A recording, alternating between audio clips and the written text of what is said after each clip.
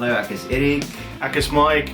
Welkom by So 'n bietjie beter waar ons gesels oor lewe in Nieu-Seeland. Ja, op die channel gaan ons 'n bietjie gesels oor die algemene lewe in Nieu-Seeland van 'n Suid-Afrikaner se perspektief. Welkom.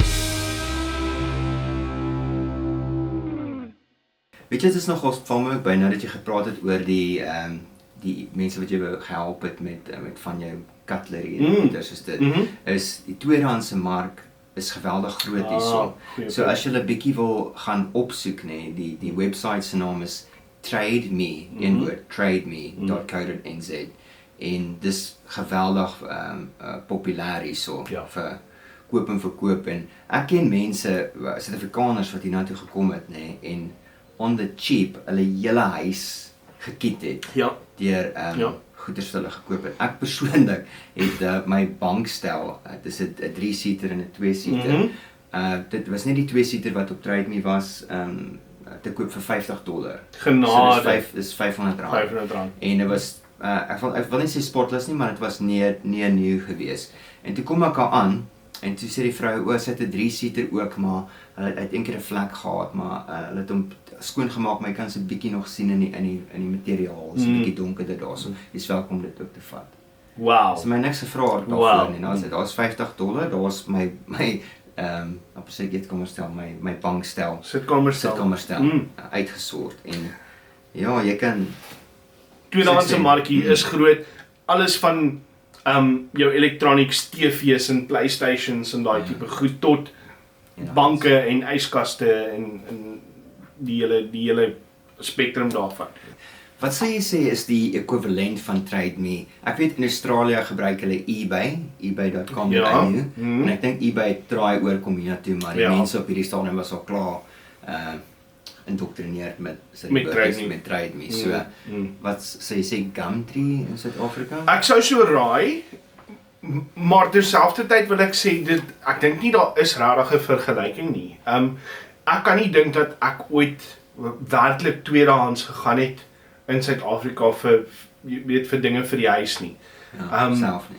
En dis regtig volop hier en dis betroubaar, en mense laat goeie tweedehandse goed gaan vir baie goedkoop. Vertel my van jou gunsteling Suid-Afrikaanse winkel. Safa Shops, soos hulle hier bekend staan. Okay, so vir julle wat nie weet nie, daarso is winkels hierso, wat hulle uitsluitlik Suid-Afrikaanse grocery en produkte en drank en goeders verkoop. Bygesê nie net Suid-Afrikaans nie, mense kry sulke Chinese winkels en winkels vir mense van Engeland af. So vir elke bevolkingsgroep is daar 'n spesifieke winkel waarna toe hulle gaan kry nuusware kry. Ja, so die enigste drawback van hulle is baie keer kan die kosse oor hulle expiration date wees, en hulle verkoop dit nog steeds. So baie keer maak jy chocolate oop en dan waar bruin moet wees, is 'n bietjie wit.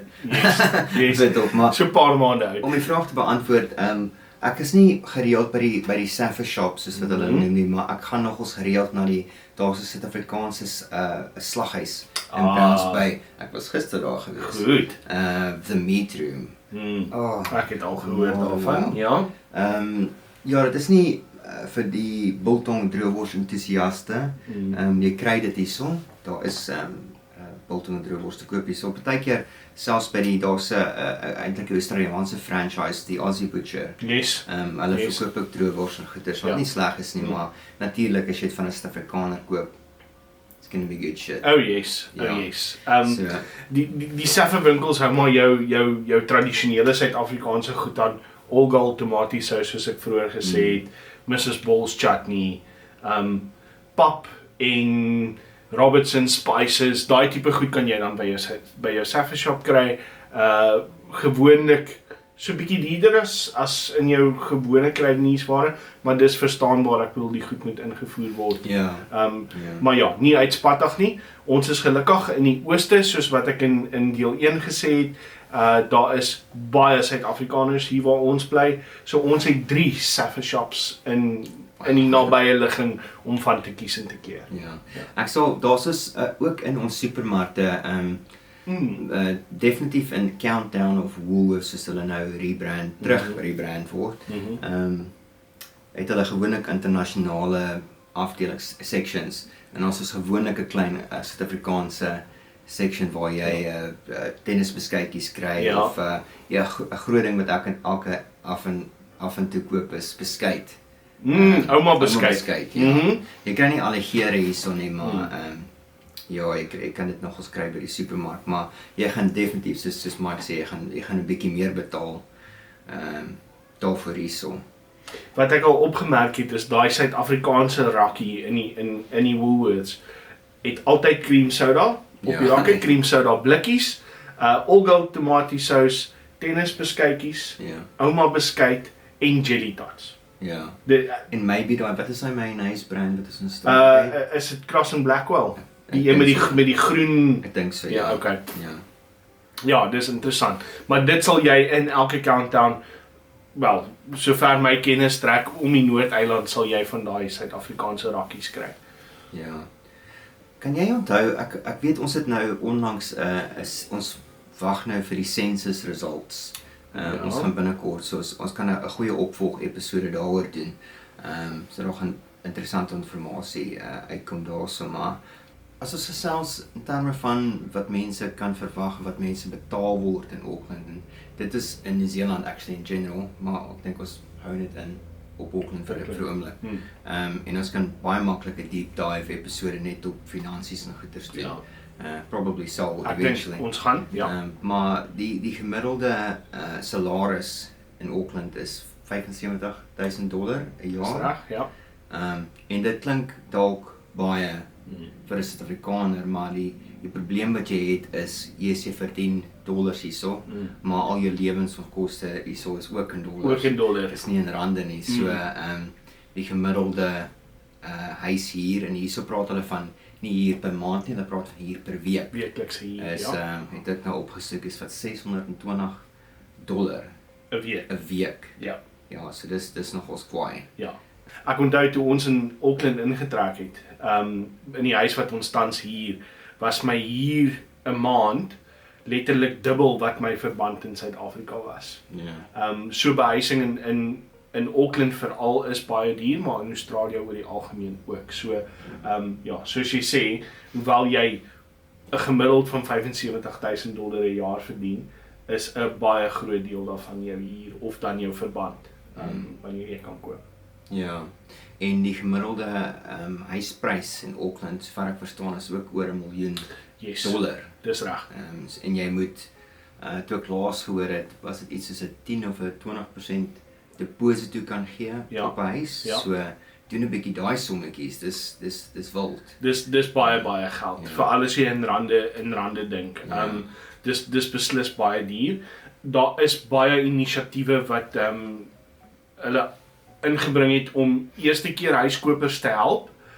Jy kan byvoorbeeld jou KiwiSaver, wat maar jou pensioenfonds is, kan jy uitkas om 'n deposito vir 'n huis neer te sit as jy 'n eerste huiskoper is.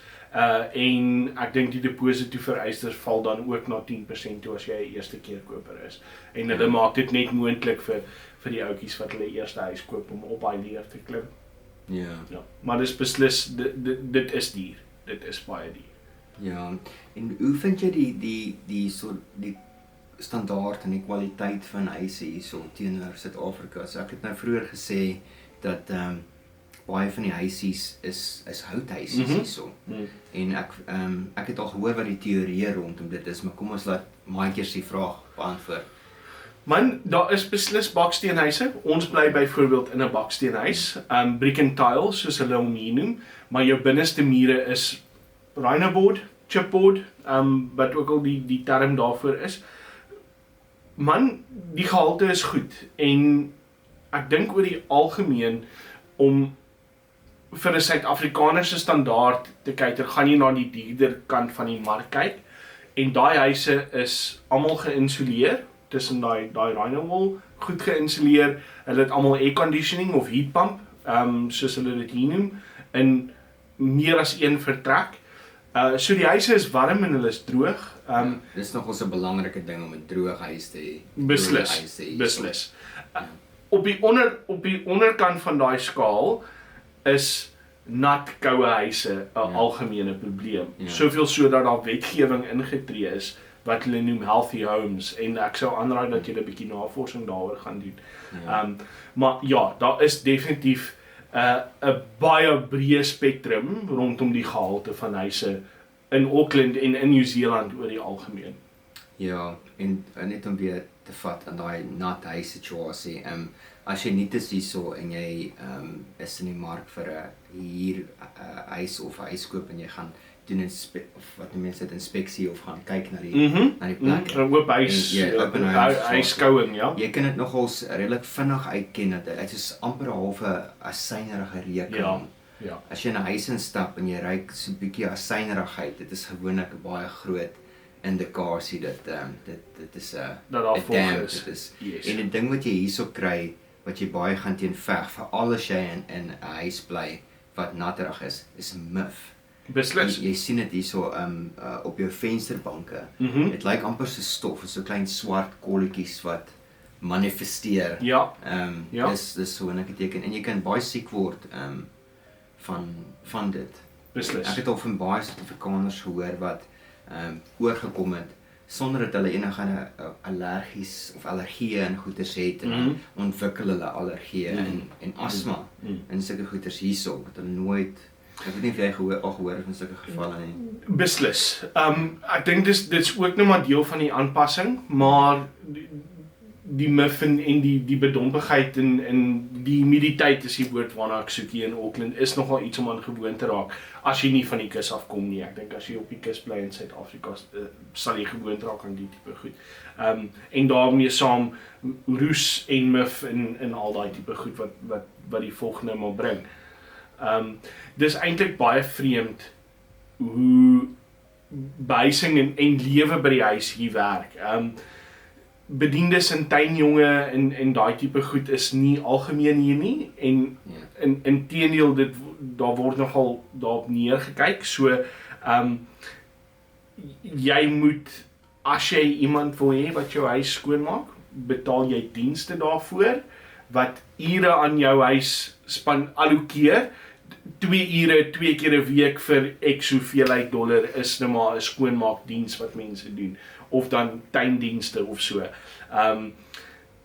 Ons doen dit self. En jy doen die bes wat jy kan tussen werk en sosiale lewe en daai tipe goed. Dis harde werk, dis iets om aan gewoon te raak maar jy doen die beste. Was jou eie klere, was jou eie kar. Ja. Jy gooi self jou eie petrol in as jy na dis volstasie toe gaan. Yes, ja. So daar's ek meen daar is mense wat dit goed vir jou gaan doen, maar lewenskoste is al reeds hoog, so as jy nou verdere geld wil gooi na so iets toe, each his own, maar is baie min Suid-Afrikaners, ek ken nie enige Suid-Afrikaner wat al enigstens gebruik gemaak het van sulke dienste nie. Ja. Ek dink die rede daarvoor, as ek daarom kan bespiegel, Erik, is minimum wage in Nieu-Seeland is aansienlik hoër as wat dit is in Suid-Afrika. Daar's ook baie minder mense hier, so jy het nie daai massiewe wat is die woord wat ek soek, workforce, waaruit jy kan trek wat redelike goeie arbeid lewer, goedkoop arbeid lewer nie. So, daar is nie 'n petroljoggie nie, want dit sou te duur wees om iemand selfs teen minimum wage aan te stel om as petroljoggie te dien. So, gooi dit maar self in. Vir my is dit baie gerieflik. Jy klim op die app en jy laai jou pomp in en jy sê hoeveel geld jy wil hê of jy wil 'n voltank petrol hê. Jy stop by die pomp en jy gooi jou eie petrol en as jy klaar is, ry jy weg. So dis baie gerieflik. Baie plekke, dis nie eers 'n app nie, letterlik, daar's nie 'n petroljoggie nie. Ja. Jy kom jy daaraan, jy fuel up en dan gaan jy binne toe en gaan betaal. So ja. Hulle verwag jy gaan as jy eerlik wees en nie net wegry sonder om te betaal nie. Die ander model is daar's 'n betaalmasjienkie teen die pomp en jy tap jou kaart teen die pomp en gooi jou petrol in en afhangende van die bedrag wat jy ingooi, word dit van jou kaart afgetrek. So daar's nie 'n mens insig nie en dis maar die 24 uur dienstasies wat jy kry. Terug te kom na die houthuisies en goeders toe. So ek het nou vir 'n paar kiwis gevra hierso in Auckland, wat is hoekom is al die huisies houthuisies? Selfs ek bly in 'n houthuisie hierso. En dit is nogal iets om aan gewoon te raak. As jy in die aand vinnig toilet toe gaan en dan kriek jy hele huis saam met jy wat jy loop. Ek dink dis net julle standaarde daar in die Weste. Ja. Maybe. Ja. In elk geval, en ek het gevra wat is die motivering vir die houthuisies en die persoon vir my gesê jy moet onthou dat Auckland gebou is op iets soos 50 vulkane. Is dit 'n anglisisme om te sê dormant, onaktiewe. Dit is seker ek weet nie. Goeie Afrikaanse vraag. Volcano's wat nie meer aktief is nie. Maar hulle is volop hierso. As ek sê ons praat van omtrent 50 of maybe plus. Ja. So ons hoop dat nie een van hulle ooit wakker word en begin Mount Doom op ons nie. Vulkane is baie algemeen. Ek dink dit was in 2019 net voor ons gekom het by die White Island drama afgegaan het wat 'n vulkaan gebars het terwyl mense toeriste op die eiland was. Dit was nogal groot geweest. Gepraat van die geografie, Lake Taupo in die middel van die Noordeiland is een van 6 supervolcano's op die hele aarde. Ek dink dis 4 kilometer is die caldera, die gat van die opening van hierdie supervulkaan en dis nou 'n meer in die middel van die Noordeiland waar mense met hulle bootjies gaan ry. Weer is 'n vulkaan daar. Ek weet dis 'n groot dam. Yes. Maar ek ken eers weer as 'n vulkaan. Ja, supervolcano, een van 6 as ek nie my feite verkeerd het hier nie.